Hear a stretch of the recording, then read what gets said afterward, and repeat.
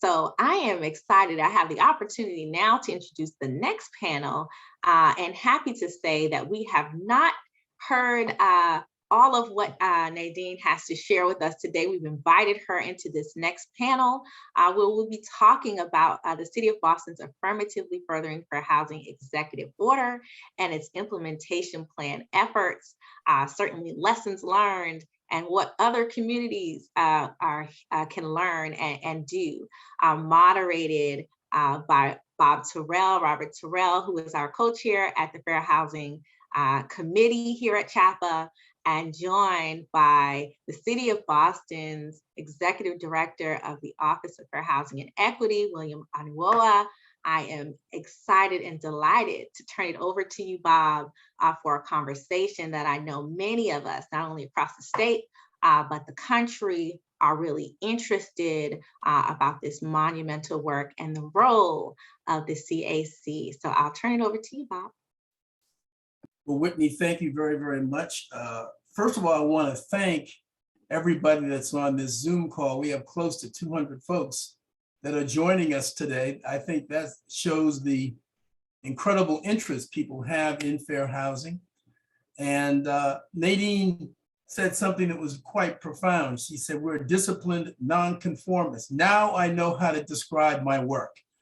The next time somebody asks me, I'll be able to describe it very accurately. Will and Nadine, welcome to the panel. We are a very disciplined group. Whitney told me, Bob, you have 30 minutes for your panel. So we will move directly to some of the questions I want to pose to you. The first one is, what critical lessons have you learned throughout your career in fair housing? And what keeps you dedicated to this work? And Will, I want to start with you. Thank you, Bob, and thank you for having us and inviting me to this. I want to thank CHAPA and also say congratulations to all the awardees first. These are my brothers and sisters who are in this work with me, and it's very important work. I can't say enough and how happy I am to be here to see so many people who are dedicated to this work, because sometimes it feels lonely, and to see so many of us who work in this space across the state and know that we're doing this together really, really lights a new fire in me, So, and as to jump into your question, Bob, so please, if you ask it again, can you ask it again so I can just take it from the top? Sure. What critical lessons have you learned throughout your career in fair housing? What keeps you dedicated to this work? Okay, so I think the critical lesson that I have learned more than anything else is that in this work, fair housing it spans into so many different aspects of life, which I think Nadine has already touched on in terms of when you think about housing, it affects your access to schools, it affects your access to hospitals, it affects your access to employment, it affects your access even to food. So basically fair housing, or housing in general, touches so many different aspects of life. And the funny thing about it, or well, not so funny, is that on its face, when you hear the word fair housing, it's not a very sexy topic. You don't think much about it, but it's not till you delve deeply into the weeds of it that you see how it affects so many other important things. And it's not just about where you live, but it affects so many other things. And another thing I think I've learned in this work is that all of our problems are solvable. All of our problems are solvable. The question is, I believe it's a matter of the heart. Do we really want to solve this? And are people willing to solve this? Nothing that we are experiencing or any of the challenges that we fight or we see none of it is anything that we don't today in modern time have the ability and the tools to fix. And oftentimes what this boils down to is money, really, money. And oftentimes there's always a fight and a struggle between putting the human aspect of this first, which is people and shelter, versus how much money a developer or housing providers or property owners or banks or whoever can make. Also, there's always that aspect of, there's obviously a racial component to it. You know, people of color and people who are on the lower end of the socioeconomic ladder are oftentimes or all the time blackballed and looked at or relegated to the back. And this work has really taught me more than anything else to be compassionate. It has taught me the importance of having a roof over your head. It has taught me the importance of integrating communities, because the truth very simply is that, you know, Boston is still a segregated city. You know, we've come a long way, but we're still a segregated city. And there's a reason why when you look at neighborhoods like Dorchester, Roxbury, Mission Hill, Mattapan, you know, those are predominantly Black and brown neighborhoods. But when you look at others, South Boston, Beacon Hill, Back Bay, Charlestown, the West End, predominantly white neighborhoods. And that didn't happen by accident, it was by design. You know, we do a lot better as a city, as a community, when we are integrated, when we learn from each other, when we work together with one another. So for me, I think what I've learned mostly, more than anything else, is that this is a solvable problem. It's a matter of the heart more than anything else. And it's really interesting that even in today's, in present day, 52 years or so after the Fair Housing Act has been signed, all of Dr. King's words still ring very, very true. And what keeps me dedicated more than anything else, well, it's not the pay, I'll tell you that much. But what does keep me dedicated is I think I'm a humanitarian at heart. That's the best way I could describe myself. I am a humanitarian at heart. I care about people very much and very deeply. And this is the kind of work that when you do it and do it well, you can see immediate impacts on the people who you're trying to help, which is the less fortunate folks and people who have been left behind or treated like second-class citizens when we think about this work. So being able to put a smile on their face, being able to make a difference, being able to know that I'm doing something that at the end of the day, not just only makes me feel good, but makes me know that I am really contributing to the quality of life for human beings in general. Definitely something that gives me meaning, and it has shaped my life. In a lot of ways, it has shaped even my career path. It has shaped the things I think I want to do with my life. It has shaped my understanding of the world, and it has definitely shaped my understanding of where I think our city can get to. Thank you, Will. Nadine, same question. Well, I'm glad you asked me that, because I have had a fairly long career and I hope I learned something from it. So what I really have learned is perseverance. You have to keep fighting and keep going. The struggle for fair housing never ends. It's not like you have some campaign or work on a specific issue and then it's over with. Fair housing issues change and they take many different forms, and often they come back around 20 years later. We have to deal with some of the same issues. When I first started, and sorry about this, Bob, but we sued the Boston Housing Authority because they would not house people of color in South Boston and Charlestown. And people of color on average had to wait 9 months longer for housing than white people. So then we get people of color in South Boston and Charlestown, and they get harassed and they have to live in a racially hostile environment.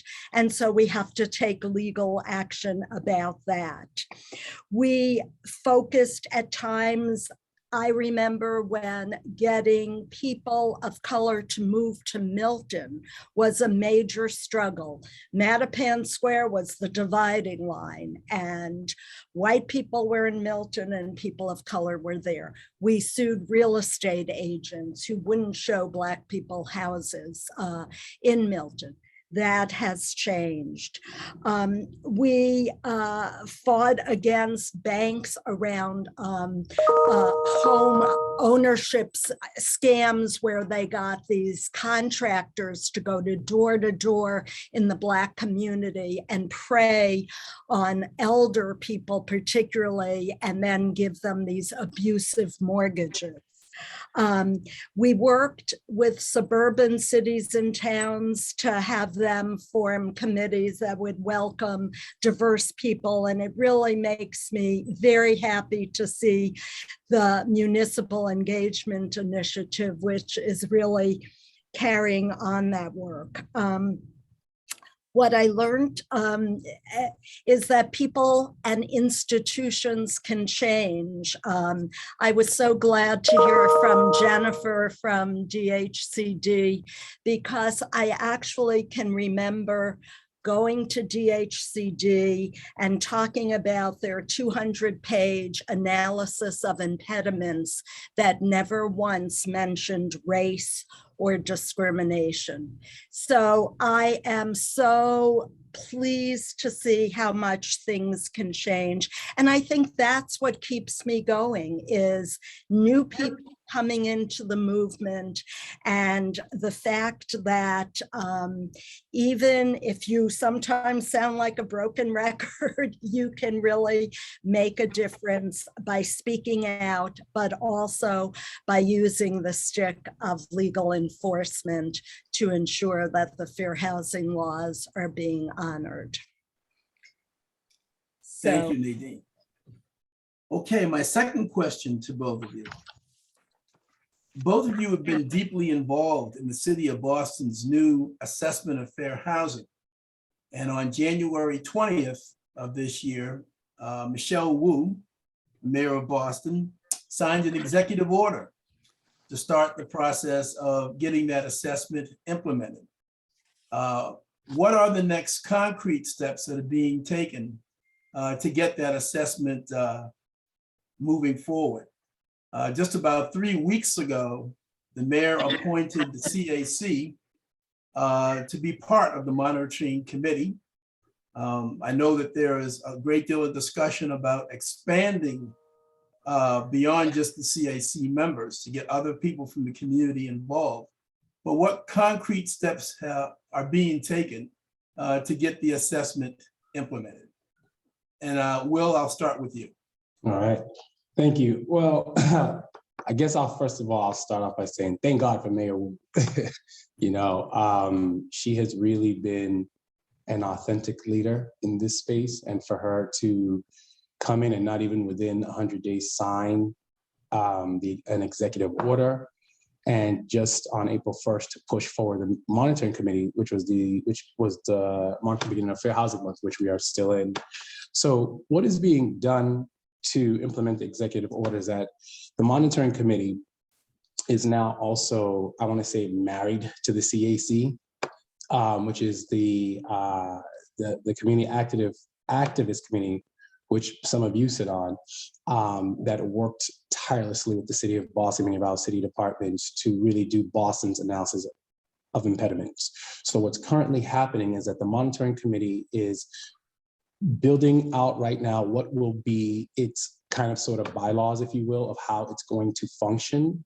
It's also looking at the 108 goals that came out of the analysis of impediments, or what is now in part of what we call the AFFH document, and looking to see which city departments have been assigned what goals, and will be creating a work plan for them. And from that point on, the monitoring committee will be meeting with each city department that has whatever portion of the 108 goals that have been assigned to them, to make sure that, one, that compliance is happening, right? That they are doing what it is that the goals have asked them to do. Two, identify areas where they can do more or where things can be expounded upon. Three, could make sure that they are doing it within a timely fashion, and also identify areas where they may have challenges. And we'll be collecting this information and dealing directly with the cabinet chief from the equity cabinet who will also be serve as the enforcement person to make sure that the mayor's executive order is actually being carried out, and bring in the resources that need to be done or brought wherever they need to be in order to complete this. So it's my understanding that we have a 5-year window to do this ever since we've submitted our AFFH document to HUD. So we have a 5-year window to do this. And what's happening is we will fully get started July 1.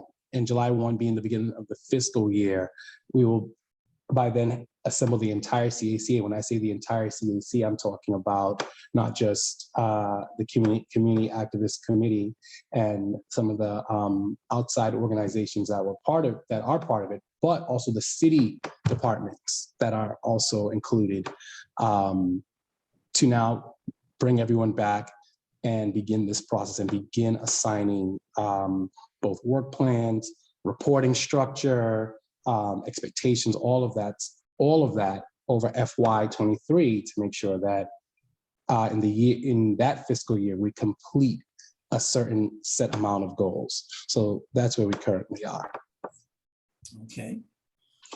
Can I add just a little thing to that, which is I think it's also really important that we go into the communities and talk with the people who are most impacted by the City of Boston's housing and fair housing policies. And the CAC had community forums in the very beginning of our process. And I think it's our hope to go back into the communities and make sure that people understand it's a hard concept, affirmatively furthering fair housing, lots of big words. We have to make sure people understand what that means. And I really think that community participation is important. And while the CAC will be part of the monitoring committee, I think it's everyone's responsibility to really hold the city to its commitments and make sure that fair housing is incorporated in every decision around housing that is made in the city. And I just have to do a shout out to Lydia Edwards, who really was brilliant in getting fair housing incorporated in the city zoning code. Because as someone who worked on the Seaport issue, and we had great hopes that the Seaport was going to be this new, really diverse community where people could all go to. And when that didn't happen, I think so many of us were really discouraged. So I really think we all have to work together and make sure these commitments are followed through on. Thank you, Nadine. And the third question I have, excuse me, for the both of you, what can communities in other parts of the state do to prevent housing discrimination and create more inclusive communities? Will, I'll start with you. Well, I think there's a number of things. First, for communities, it's not just the people who live in the community, elected officials. I think elected officials need to become very educated on housing and housing issues, because many of them are not. I just have to be honest with you. Many of them are, with the exception of a few, many of them are not very educated on housing issues. What happens is they have someone who sits down and tells them, oh, this and that is an issue, but they themselves don't understand the intricate details and issues that go into housing. So the first thing is, I think elected officials really all need to have a serious crash course in fair housing and understanding what it means, what it does, and housing issues in general. And then the second thing from that would be to make effective policies and meaningful policies, right? That is, because you could put any policy you want together, but it has to be meaningful. And I like to say it this way: I am a truth teller, and sometimes some of the things I have to say can be seen as radical or controversial, but really it's just the truth of the matter. I like to cut right to the heart of it and say that they have to put together policies, and those policies may not make some of their, what would I call them, campaign contributors or whoever that gives them money very happy, right? Because a lot of times this is just the nature of politics. This is just what it is what we deal with, you know.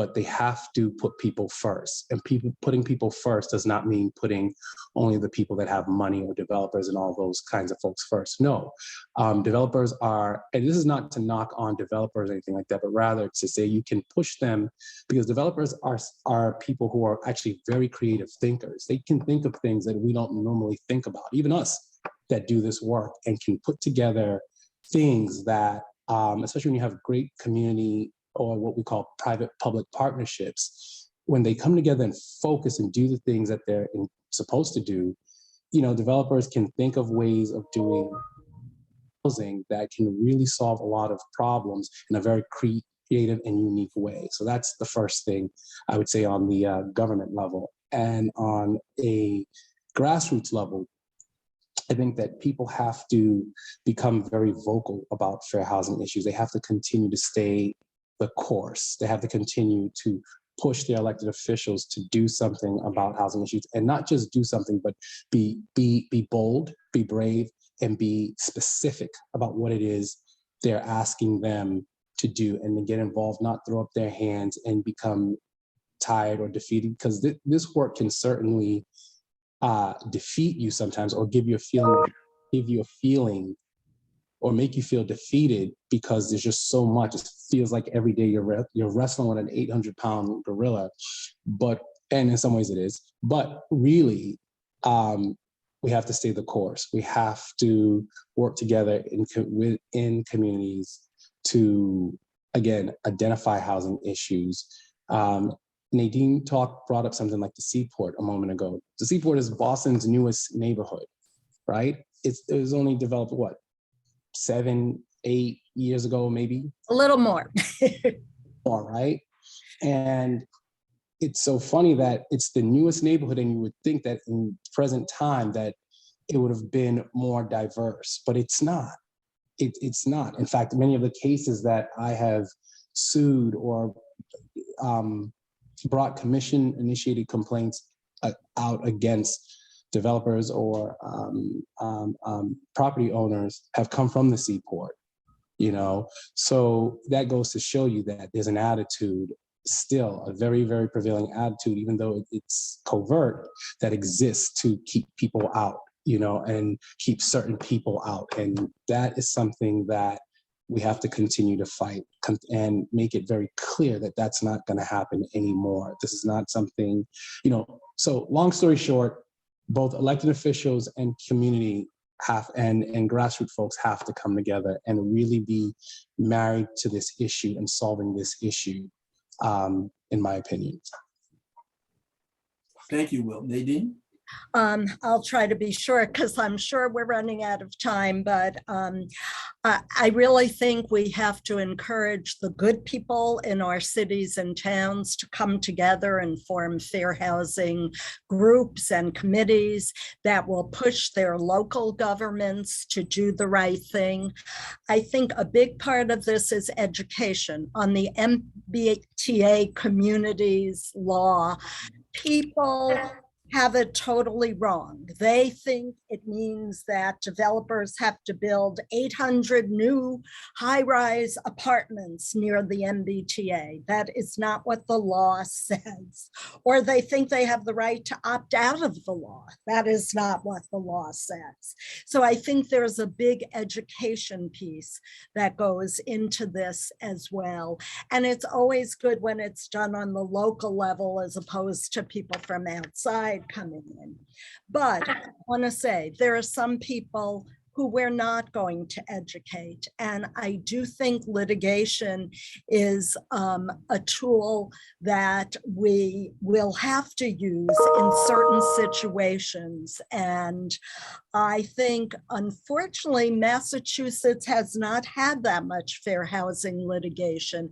And in many other parts of the country, there are large damage awards for both individual cases of discrimination and also for larger issues where there's a disparate impact, where cities and towns are misusing zoning laws.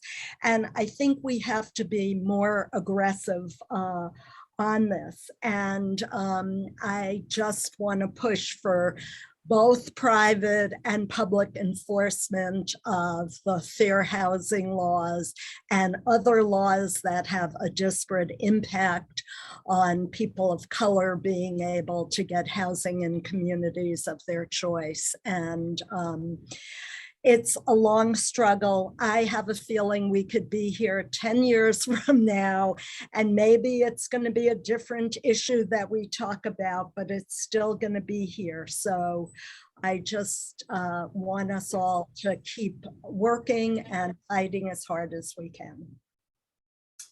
Well, Will and Nadine, thank you very, very much for agreeing to be a part of our panel this afternoon. And Nadine, again, congratulations on a well-deserved award. That concludes our panel.